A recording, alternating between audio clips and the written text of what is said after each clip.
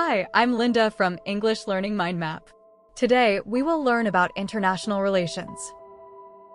International relations. To preserve stability and navigate hegemony through international relations, countries must carefully balance their own power against the interests of others. In essence, we are looking at the global game of chess where nations try to get along without starting a war. Geopolitical diplomacy. Engaging in geopolitical diplomacy helps a leader to forge alliances and avert escalation during a heated border dispute. Basically, we are using talk and negotiation to make friends and keep small arguments from turning into big fights. Bilateral summits. Organizing regular bilateral summits is a standard way to bridge differences and sign accords on specific issues like trade or immigration. Think of it as a face-to-face meeting where two presidents sit down to fix a problem between their two countries. Protocol negotiation. Focusing on protocol negotiation is necessary to set agendas and observe etiquette before the world leaders even enter the room. In other words, we are planning the rules of the meeting so that nobody feels insulted and everyone knows what to talk about.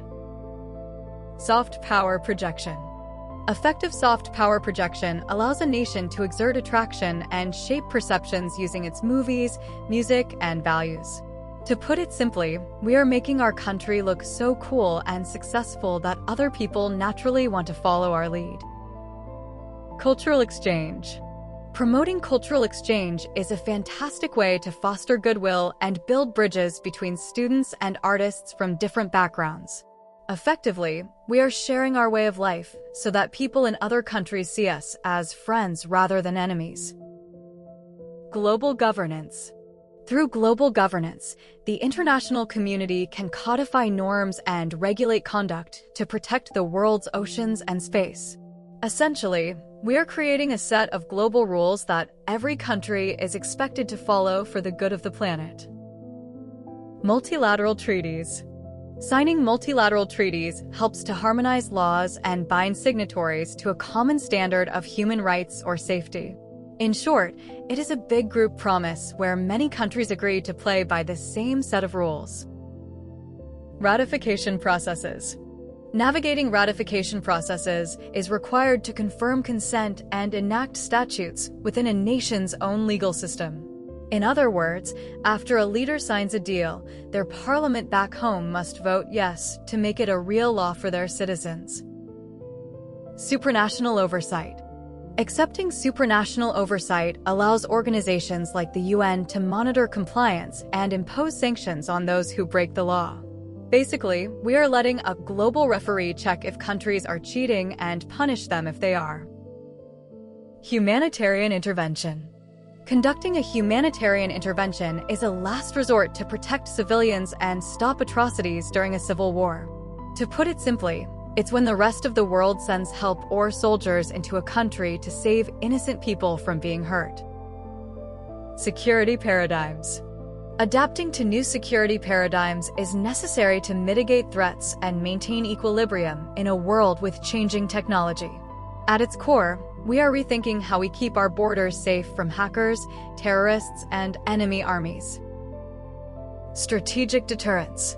Relying on strategic deterrence helps a country to discourage aggression and signal resolve to its rivals.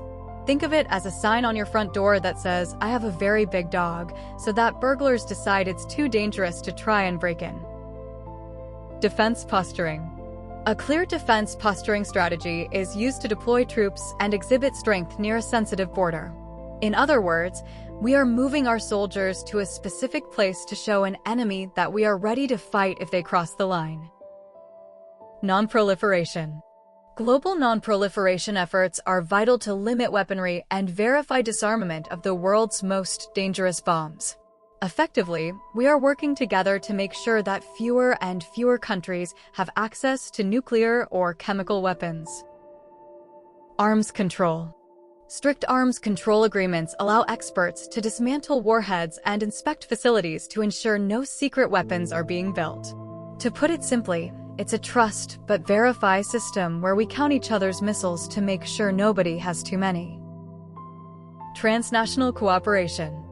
Encouraging transnational cooperation allows neighboring states to pool resources and synchronize policy on shared issues like disease or crime. In essence, we are realizing that problems like viruses don't care about borders, so we must fight them together. Economic integration. Deepening economic integration helps to unify markets and remove tariffs that make imported goods too expensive. Basically, we are trying to make the whole world feel like one big shopping mall where products can move freely from place to place. Trade liberalization.